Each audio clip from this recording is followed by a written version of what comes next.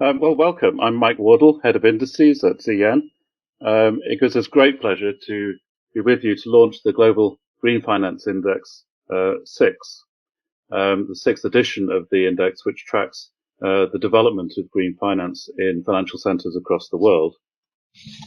In terms of our agenda this morning, I'm going to pass over in a moment to Professor Michael Mainelli, our Executive Chairman, to give a brief welcome and introduction. Then I'll go through the headline results of GGFI 6, ask Michael to add a commentary on some of the key themes which are around coming out of the index research, and then we'll have some time for questions towards the end of the session. And please, if you wish to ask a question, you can do so at any time during the broadcast by using the question button in the dashboard on the GoToWebinar site, which should be at the side of your screen. You can go in there and type in a question, and we'll pick up those questions for discussion at the end of the session. Very briefly then, to introduce Michael Mainelli, our Executive Chairman, who's going to introduce the concept of the development of green finance in the city and the GGFI. Well, thank you very much, Mike, and good morning to all of you around the world. I notice we've got quite an eclectic group of people up in the early mornings or middle of the night as well. It's a rainy 9 o'clock here in London and an ideal day to launch an index, I think. I'd just like to say a few words really about the story so far. It's sometimes remarked that people in financial services have had little interest in the environment. And I pulled together this timeline, which points out not just the complexity of involvement that people in financial services have had with the environmental, social, and governance movements of various forms, but also the length of time just on climate change alone. You can see here that the City of London Corporation passed a local clean air directive in 1953, leading to the Clean Air Act of 1956. We've had the World Business Council for Sustainable Development, the Carbon Disclosure Project. The City of London was instrumental in 1999 to 2005 in the formation of the European Emissions Trading Scheme. And we here at ZN, as well as the City of London Corporation and Gresham College, were heavily involved from 2005 to 2008 in the creation of the London Accord, which continues today. We've seen as well the pushing of policy performance bonds back as long ago as 2009. That was the COP in Copenhagen, all the way through to the formation of the Green Finance Institute, and of course our Global Green Financial Center Indices. So on the Global Green Finance Index, where did it come from, and why are we doing it? Well, the Green Finance Index really began as an idea which met up with the MAVA Foundation in Switzerland, and with some assistance from Finance Watch, we launched it in 2018, but actually ran a number of webinars all over the world in 2017 to try and establish what should be contained within such an index and how should it measure things. The original one, which was launched in 2018, included 47 centers. Today, you'll note that we have 74 centers. And by way of comparison, the Global Financial Centers Index, sort of our flagship in this space, is tracking 111 centers at the moment. So it'd be good to see this trend continue and rise from 74, another 30 plus, and get ourselves into 111 centers, all caring about green finance. So what is GGFI intended to do? Well, there are many indices around, but the idea here is to look at it from a financial center perspective rather than, say, an asset manager or investment manager's perspective, and to encourage financial centers to enhance the range and depth of their green finance offering. Of course, some of this involves them really walking the talk. So because it is a center, we also anticipate that they're living what they talk about in terms of local renewable energy, energy savings, carbon targets, etc. We want to showcase the best practice in green finance. This is definitely an emerging area, and many of you will note that green bonds have come under a lot of criticism as maybe not quite doing what people had hoped that they would. And there are other ways of handling green finance other than just green bonds. And in fact, to some point, what I would like to see is green finance, believe it or not, disappear. one of the few things that distinguishes green finance from normal finance is actually policy risk. And finally, we do want to foster a race to the top, and that is definitely what has happened here. So if we have a look around the world, we can see the 74 centers in our index. They're rated here in two categories. There's the quality and the depth, and Michael will be explaining that in a moment. But welcome to you around the world. We're delighted to have you here today. You'll be seeing already CityAM has started a blast of articles which typically accompany these indices. I believe S&P has an article coming out as we're online here. So there's going to be a lot of coverage of this, and you are here to see the launch firsthand. So Mike, over to you. Thank you.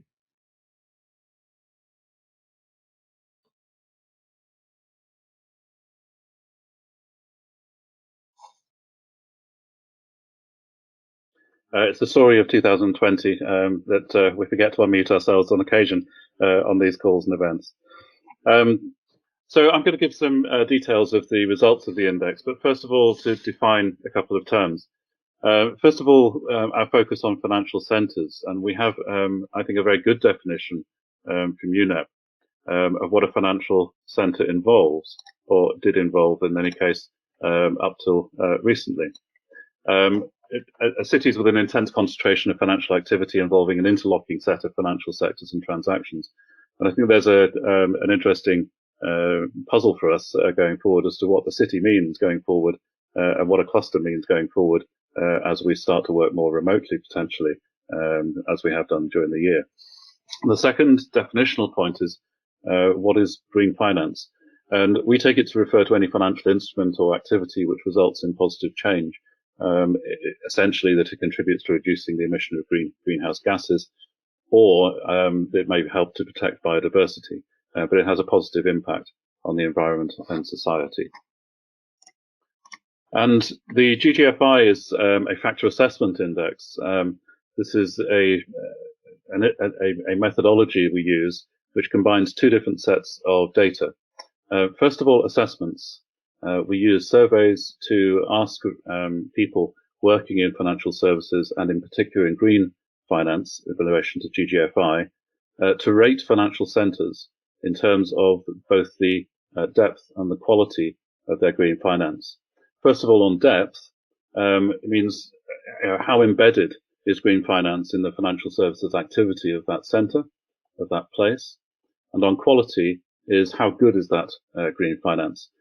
Is it a place where you can go to and be sure that you have good regulatory systems, good advice, you're able to put together instruments and financial instruments which you can be confident in terms of the quality of the products that you're using. For GGFI 6, we have 4,219 individual assessments of the depth and quality of the green finance in financial centres, and that is the first part of the index data, the assessments we receive from individuals. The second aspect are quantitative measures, which are measures drawn from a whole variety of sources, including the World Bank, including OECD, other data providers, which are quantitative measures of how a city, a financial centre, it stacks up against other centres in the index. And we use a machine learning algorithm to combine those two sets of data, the assessment data and the instrumental factors, to create the index, and essentially looking at the correlations and relationships between the assessments and the factors. So for GGFI 6, respondents by sector, the interesting thing here, I think, is that we get a good mix by industry sector in terms of the people who complete the GGFI survey. It covers banking, debt capital, equity capital, insurance, investment. But the point is that I think we've got good coverage across a range of people working in financial services. By region, Western Europe and Asia Pacific both have around about a third of the people who complete the survey that goes into GGFI 6. Other regions of the world are represented, but we get a very good response rate from Western Europe and from Asia Pacific.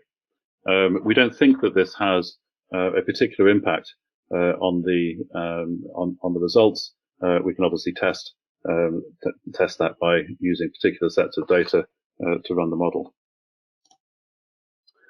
Just a brief word on instrumental factors. The quantitative data set, these 135 data measures that we use, are grouped in 4 areas of competitiveness: sustainability, infrastructure, human capital, and business.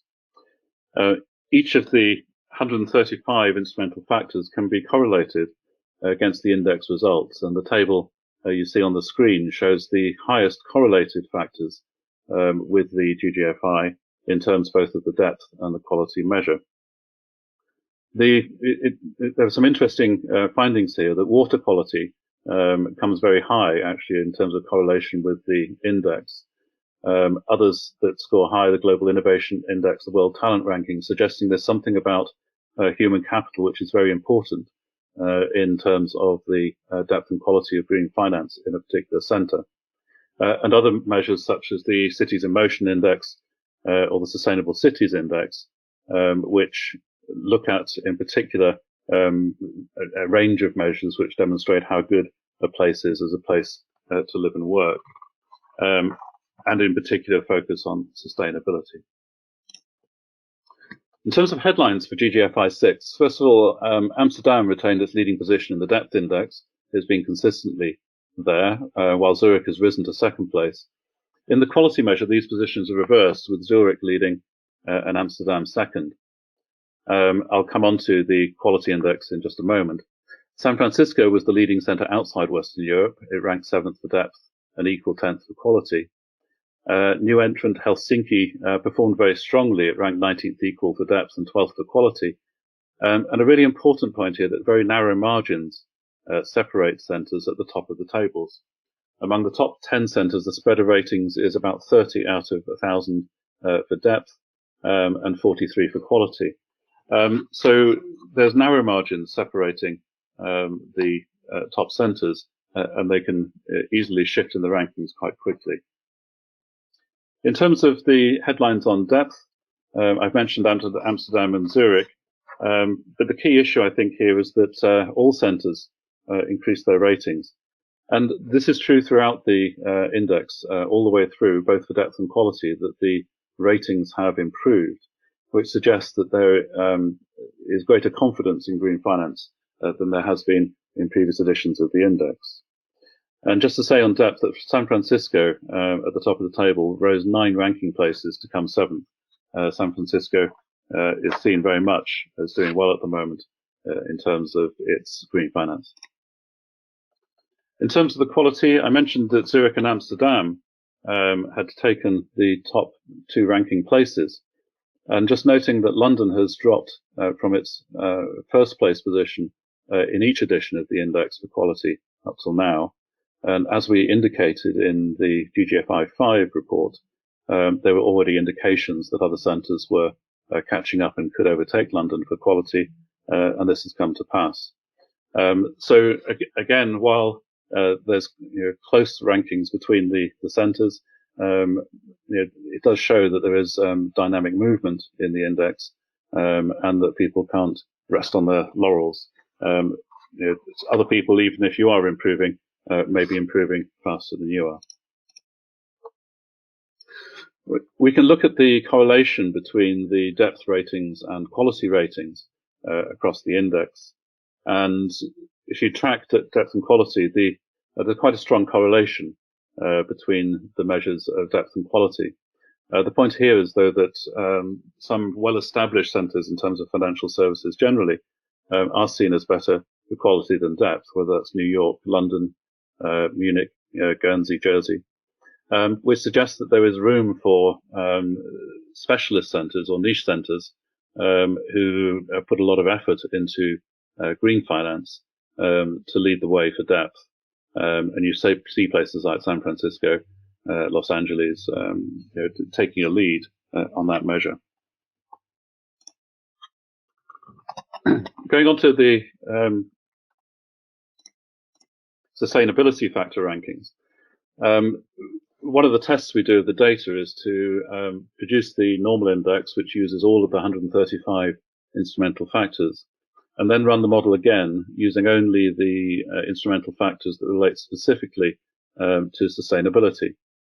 And where we just run the index with sustainability factors, Montreal, for example, scores higher for both depth and quality, moving up from 15th place, 15th equal in depth, up to 13th.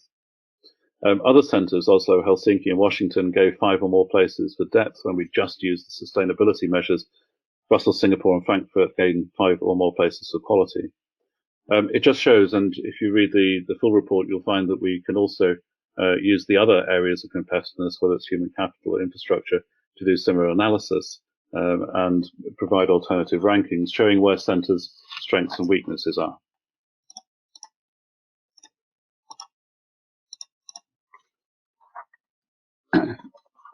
Going on to leading centres for depth, just showing you the history of this.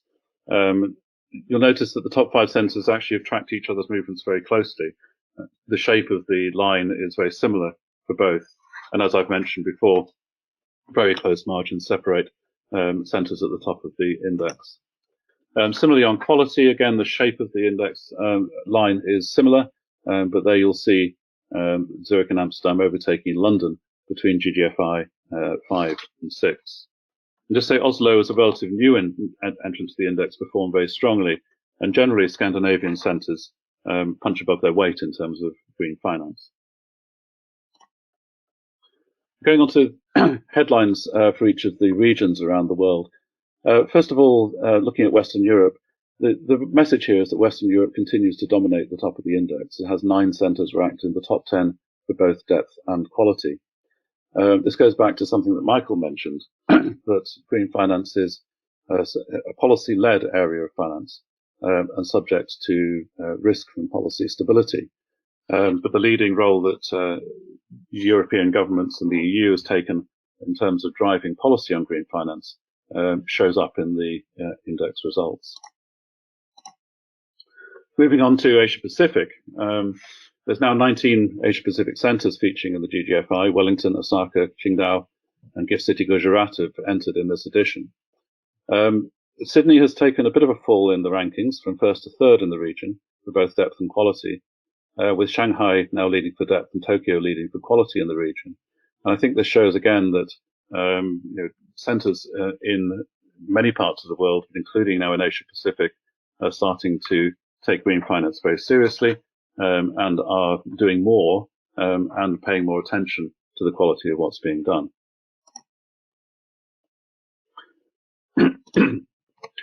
Going on to North America, in this edition of the index, we see that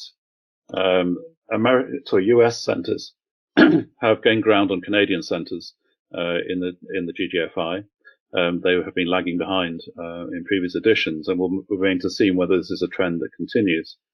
San Francisco has taken over the top place for depth, but continued to lead the region for quality, and now features in the top 10 globally in both rankings. So San Francisco, I think, certainly a place to watch. Looking at Eastern Europe and Central Asia, all centres in the region fell in the rankings for both depth and quality. Just remembering that their ratings still continue to rise. It's just other people are improving faster. Prague continued to lead the region for depth, but fell substantially in the quality measure, with Istanbul taking the leading place for quality in the region in GGFI 6. Looking at Latin America and the Caribbean, all centres again fell in the rankings for depth and quality, with other centres overtaking. Sao Paulo retained its leading position for depth in the region, but has been overtaken by both the Cayman Islands and British Virgin Islands in the quality measure. And so again, showing that within a region, there's quite a lot of movement and dynamism in the market. In Middle East and Africa, Casablanca maintained its position as the leading centre in the region, and very much has put effort into its green finance offering as a gateway to Africa. Tel Aviv held on to 2nd place for quality, but Mauritius has taken 2nd place for depth. And again, there's a reasonable gap there between Casablanca as the leading centre of the region and those that come second for both depth and quality. So by way of some conclusions, As we've mentioned, green finance remains a policy-led field. Policy and regulatory frameworks continue to be cited as the most important driver of green finance, and that's an important thing to understand when wanting to grow your green finance business. There's growing confidence in the development of green finance across all regions, shown by the increase in ratings across centres. Green cities do well, where a centre is focused on sustainability across the board. People can see that it is a good place to live in terms of its green policies. Green finance is also strong. And long-established centres with a history of fossil fuel financing tend to fare worse for depth and quality. Michael will have, I think, a few more comments to say about that. Now, we'd like to ask you a question as part of the event, and would like to ask you to complete a very quick poll online. And so I'm just opening up the poll at the moment and asking you to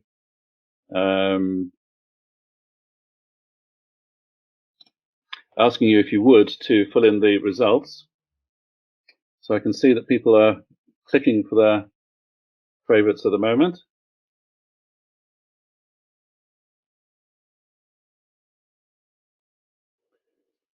So just looking at the results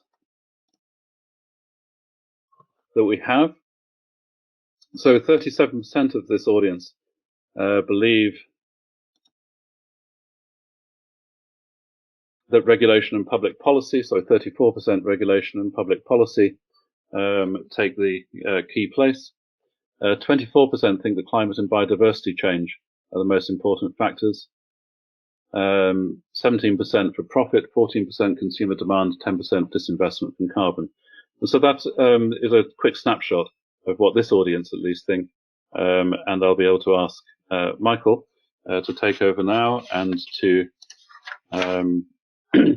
give us a commentary on what we take from the index. Over to you, Michael.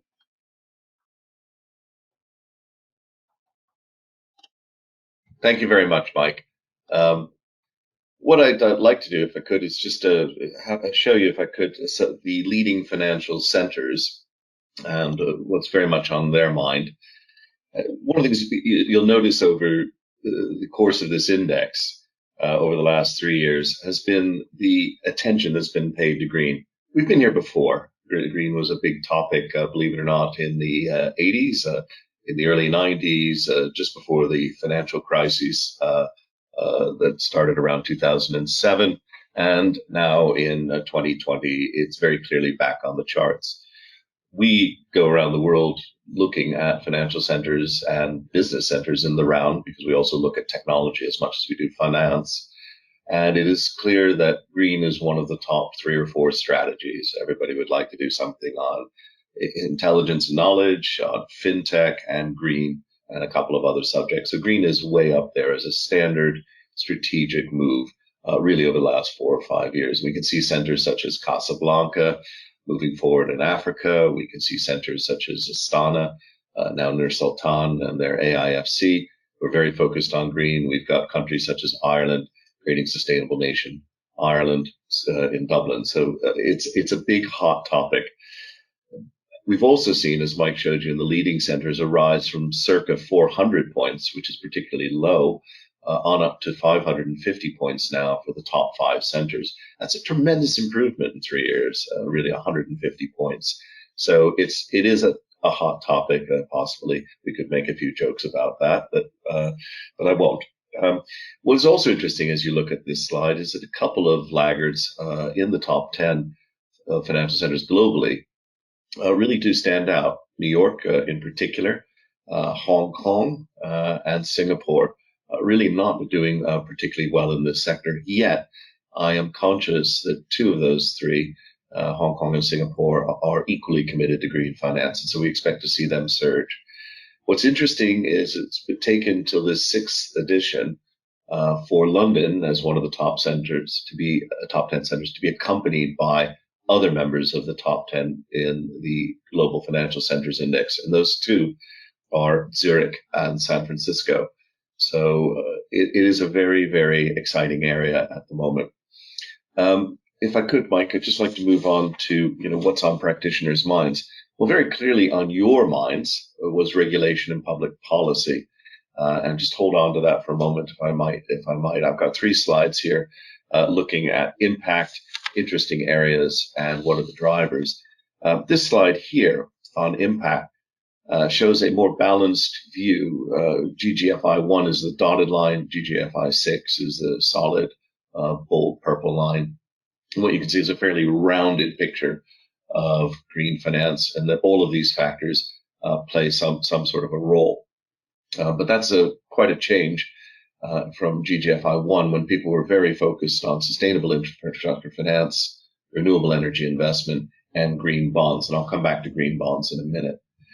This next slide looks at the most interesting areas of green finance. And again, sustainable infrastructure finance has dropped, green bonds have dropped, and renewable energy investment have dropped to provide a more balanced picture. Although I might note, if you would, 2 areas where people are not convinced that they're that interesting are carbon disclosure and natural capital valuation, both areas which are trying to inject the information component almost from the side. And this final slide of what's on people's minds looks at the drivers of green finance. Now, this audience feels, I think, very much like the practitioners and respondents do, that regulation and policy frameworks are really crucial in this sector. And arguably that is the one thing that distinguishes green finance from other finance. I don't have many other characteristics. We don't talk about, for example, mining finance. We don't talk about airplane finance, at least in the general sense. Why is this sector special? And the specialty, sadly, derives from its intense dependency on policy and regulatory frameworks. And that's clearly something that we want to see changing, and it is changing in the right direction, as you can tell here, but it still remains far and away both in the audience's mind and in the respondent's mind as the one area that matters. Second thing I might point to is the 2 areas that have risen. A little hard to see there. Proportionately, they've risen remarkably, and that is academic research. We're seeing a number of initiatives. The NERC, the Natural Environment Research Council, here in the United Kingdom is launching a massive program, again, because it did the same about 10 years ago, to share its data sets with the financial services community. We in the London Accord are sharing investment research in turn with the academic community. The risk management frameworks are also coming up more highly, and this is where some of the policy and regulatory initiatives are moving into more day-to-day practice, as the regulators require bankers and insurers to do more stress testing that involves looking ahead at climate change issues. Well, it wouldn't be right to have a webinar these days without a reference to COVID-19. And in this edition of GGFI, we have a supplement, a quite interesting supplement written by Simon Mills with some assistance from the rest of the CN team. And that's looking very much at the Sustainable Development Goals, the UN's 17 goals, which we are all trying to achieve, and which is now in its 5th year of 10. COVID-19 has highlighted, I think, some interesting points. The first bit is that it's proven that consumer behavior change will not allow us to meet our goals on climate change. COVID-19 has radically altered commuting patterns, staying at home, consumption patterns, travel patterns, and the drop in emissions is globally circa about 5%. It's brought us back a few years, so to speak. It doesn't mean that behavioral change isn't important, but I think it is a call, a galvanization, if you will, that we really have to do some deep structural, infrastructural changes if we have any hope of meeting carbon net zero by 2050 in the UK or 2060 in China. Second thing I point out is that finance is the great decision-making engine of the planet, or one of the great decision-making engines of the planet. Money talks, money walks, money gets things done. And what we see here is that the Sustainable Development Goals are have a strong dependency in 12 of the 17 on financial services delivering. You could be encouraged or discouraged depending on glass half full, half empty. I'm going to tell you about a 60-40 glass or a 40-60 glass. And that 40-60 glass is that supposedly about 40% of investable assets are covered by sustainable development goal targets or awareness. These are some of the major funds held by Vanguard, BlackRock, what have you.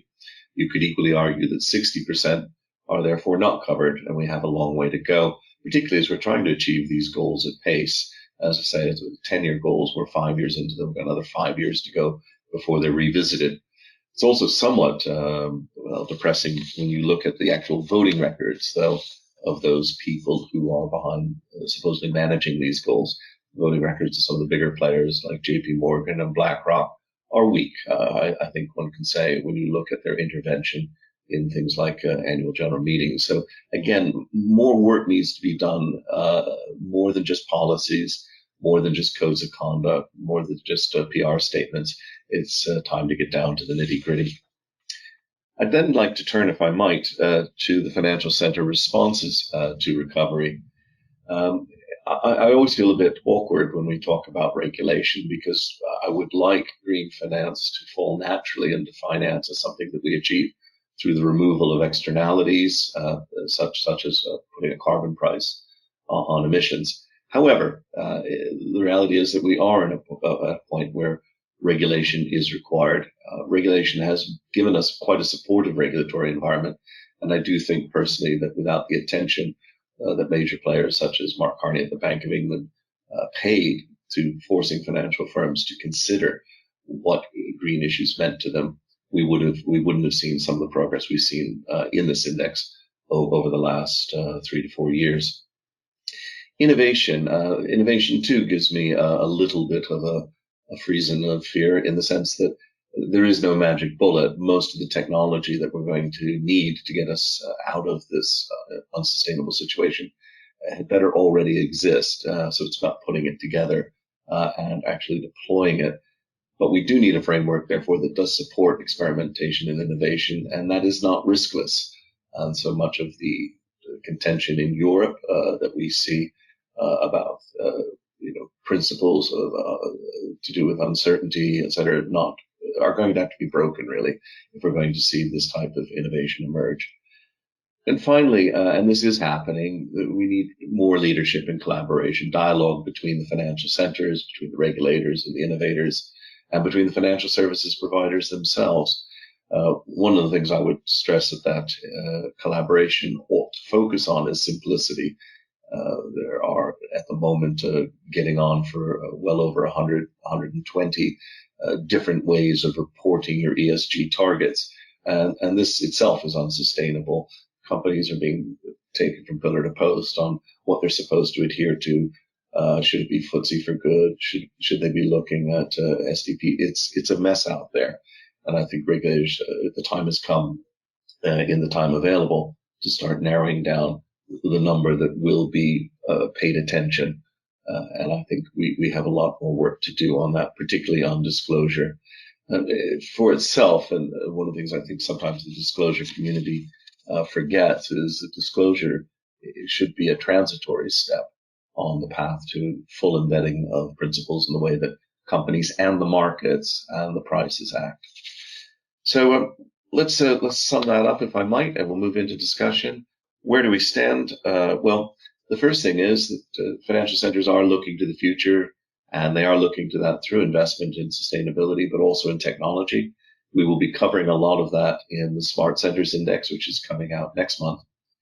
The COVID-19 pandemic has brought this type of innovation to the fore, and that's all to the good, but it's also proven that we've got a very hard road ahead of us in terms of investment. We at CN are going to continue to track green finance, but also financial centers and also technology through our various indices. And we appreciate you spending some time this morning with us on the launch. And Mike, over to you.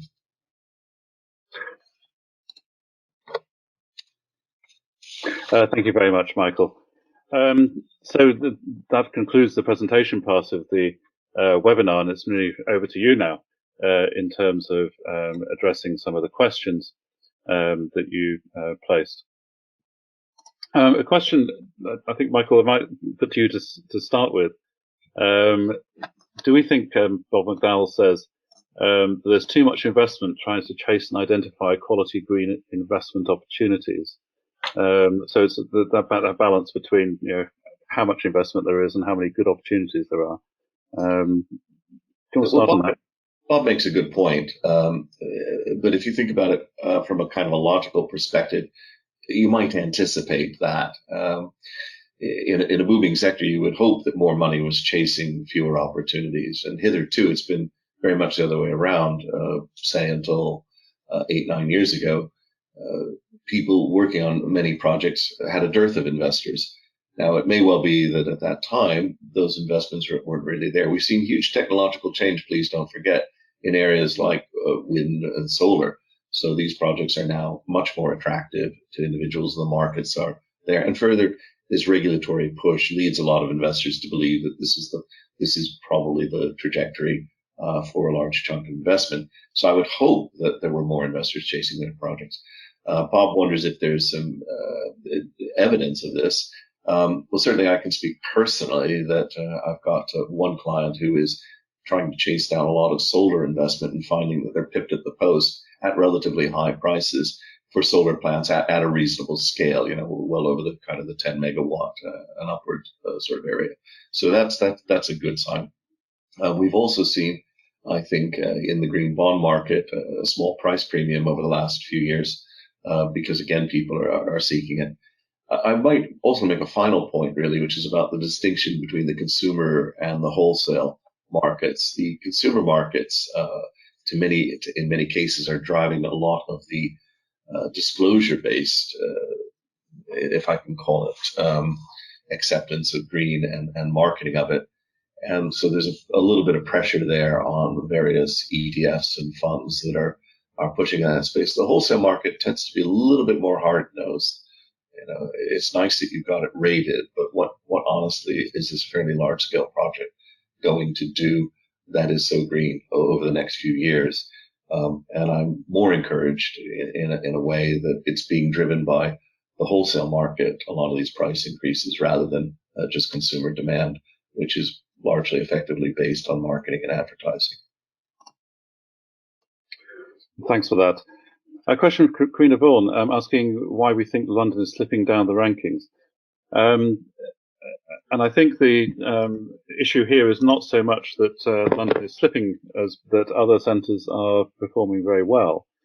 And the question is whether this is a trend that will continue. At the moment, we don't have a crystal ball that will tell us whether it will. I think what it reinforces is that there's great competition between financial centres to focus on the quality of their green finance, on the debt, on how much green finance takes place, and it needs consistent attention from financial centres, from regulators, from leaders in cities to continue to focus and ensure that there is development and innovation in green finance in the city. So I don't think we can put a crystal ball in place and tell you whether the trend will continue of other centres overtaking London.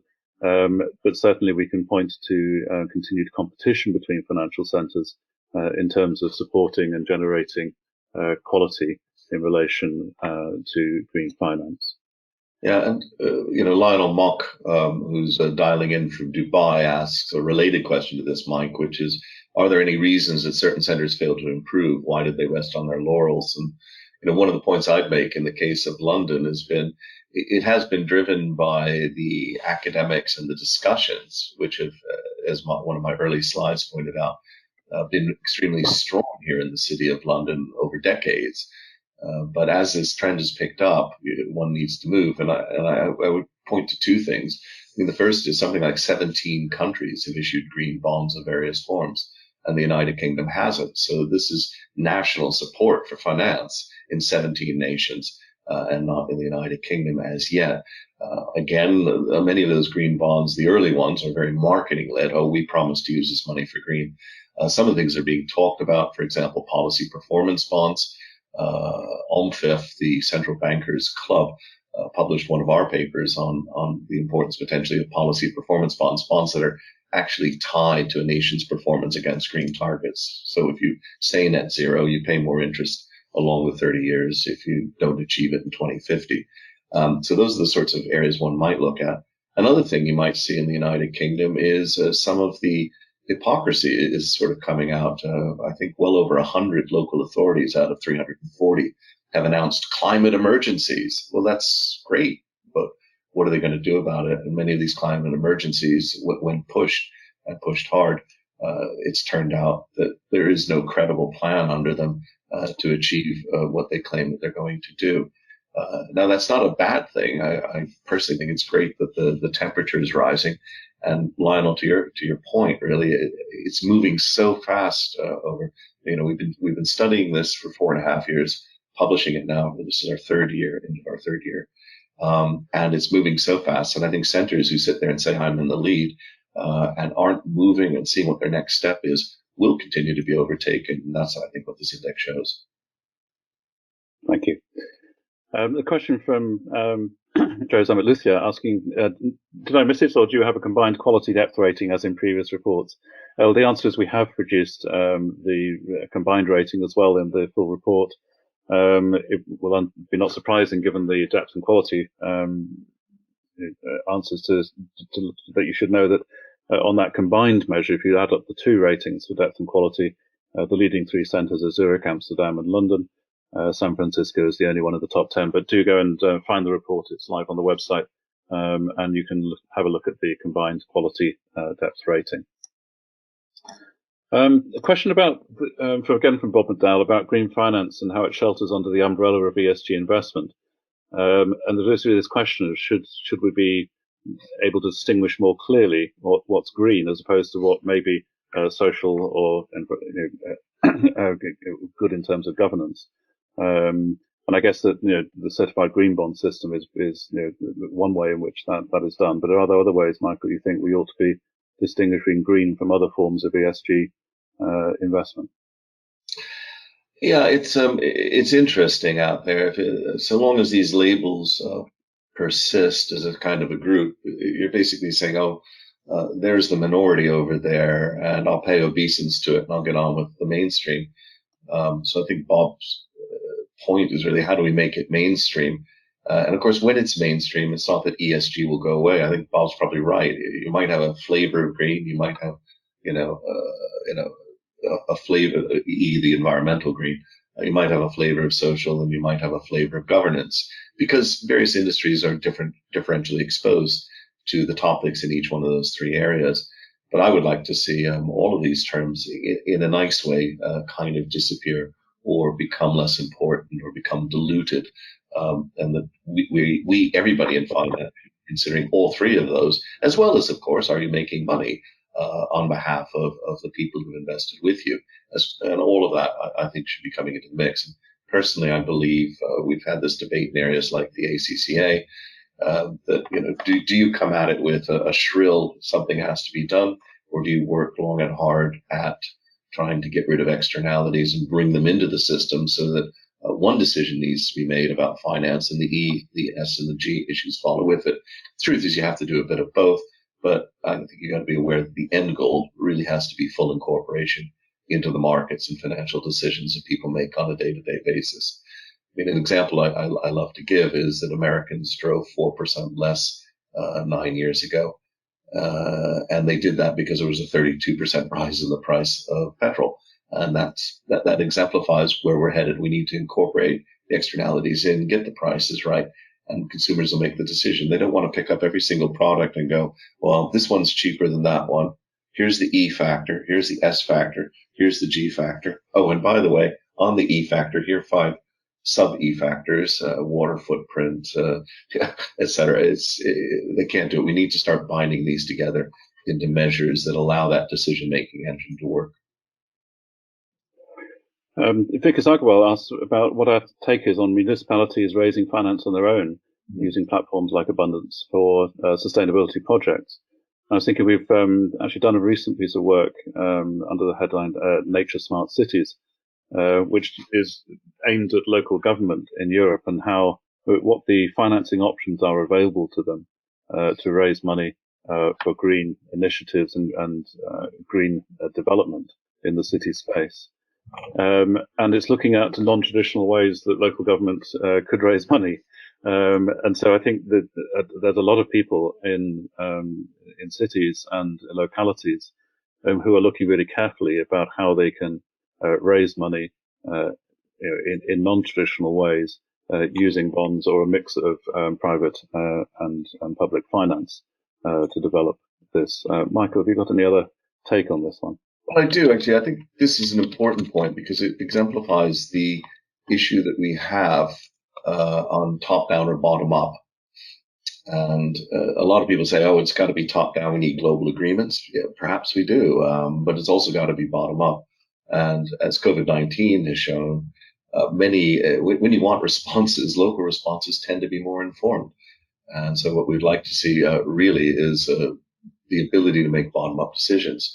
Now that's problematic given the way that the monetary system works. So in the United States, where there's a fairly vibrant and active municipal bond market, nevertheless, one has to accept that local authorities will from time to time make mistakes and therefore potentially go bust.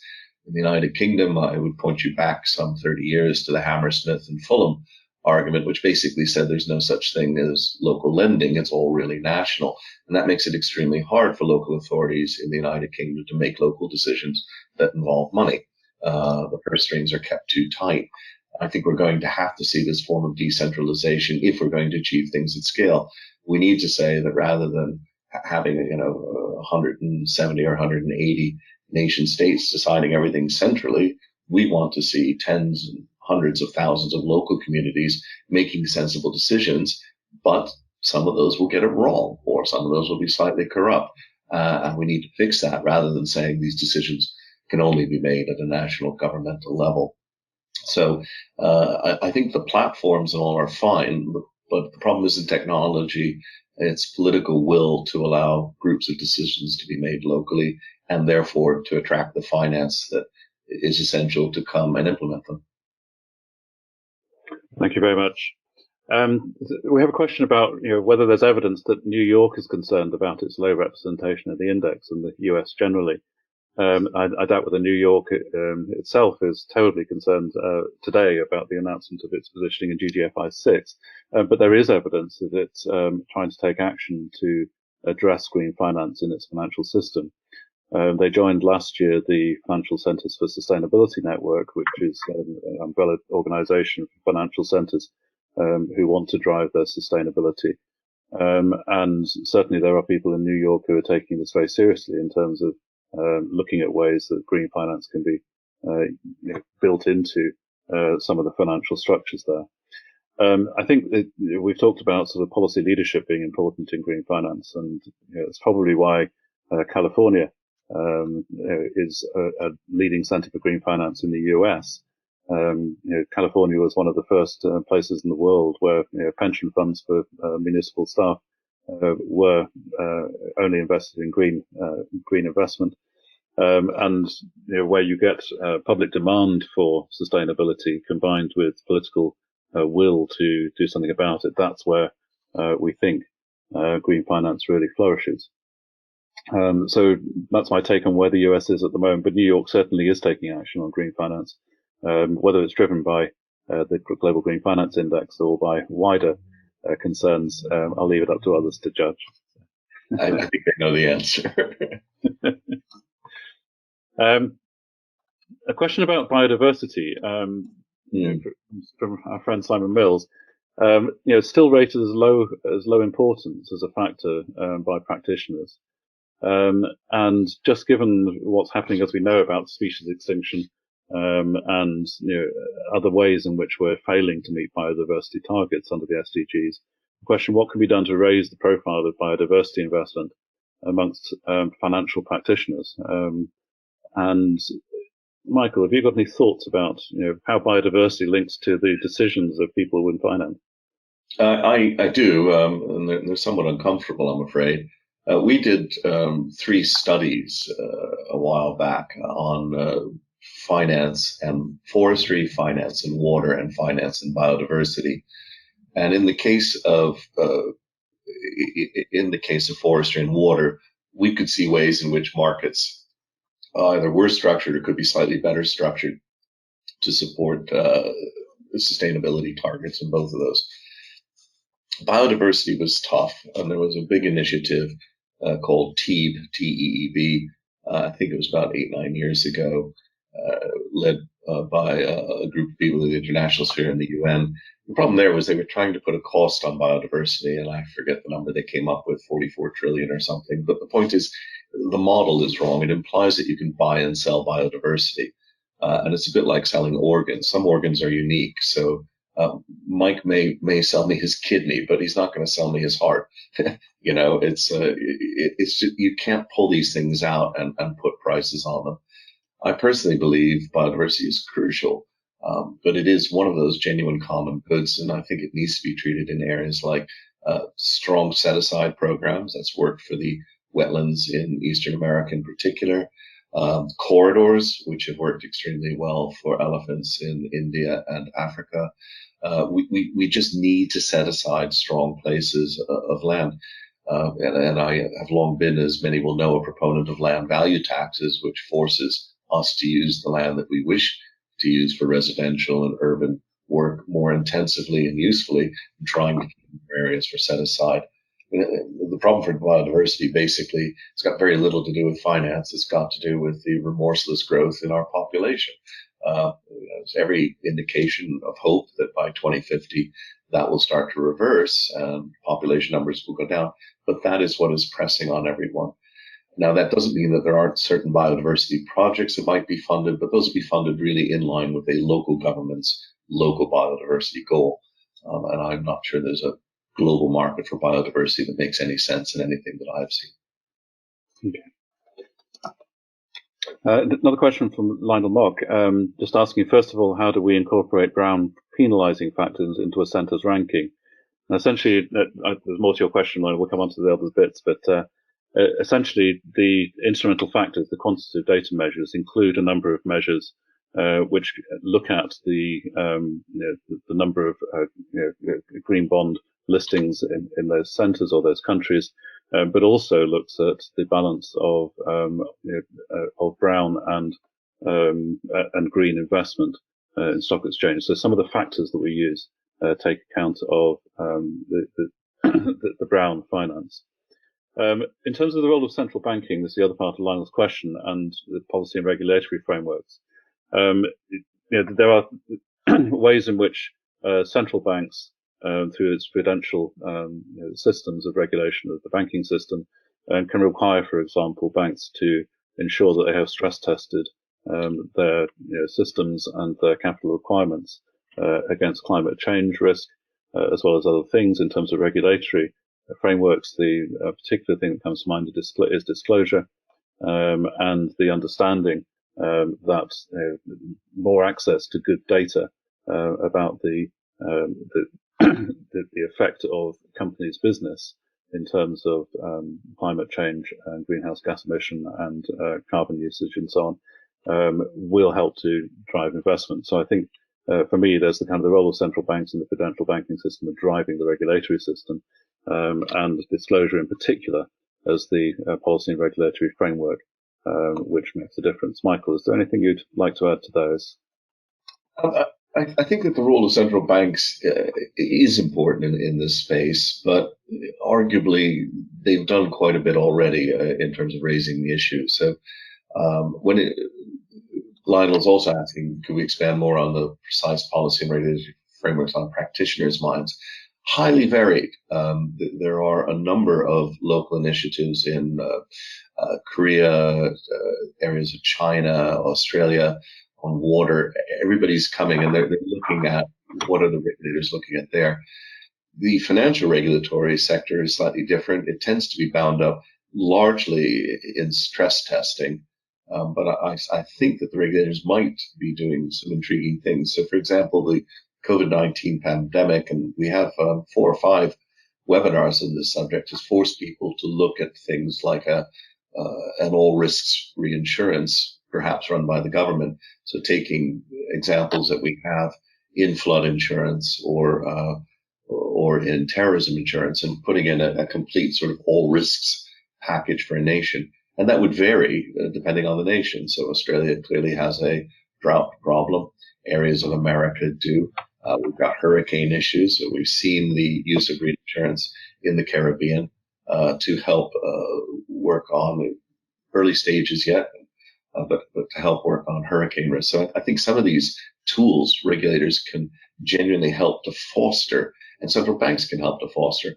I might point out one particular initiative here in the UK after the pandemic, with which, to be honest, I'm a little bit involved, has been to consider whether or not insurance could create money in times of high stress under certain national risk classes. So a lot of creative thinking going on in this space, and I think the practitioners are quite right to keep an eye on it, because if some of these come to pass, they will change a lot of our equations. Michael, thank you very much for that, and thank you to the audience for being with us this morning.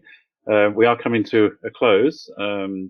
Just the time, as always, is beating us, and we'll be returning to the Green Finance Index in April 2021, when we'll be publishing GGFI 7, and to see whether the trends we've noted in the current edition continue. It is always really welcome for people to take part in the debate about green finance by rating financial centres through our survey. The link is here on the screen. But we do rely on engagement from people working in green finance to ensure that the index really does reflect the views of people who know what's going on out there in financial centres. So please do take a moment to fill in the survey and to share it with your friends if they have an interest and an involvement in green finance. So it just remains for me to thank Michael very much for his time and support of the Global Green Finance Index, and indeed his support over many years for green finance development, which he probably doesn't get thanked enough for it, so we'll thank him publicly today. And to thank you all for participating this morning.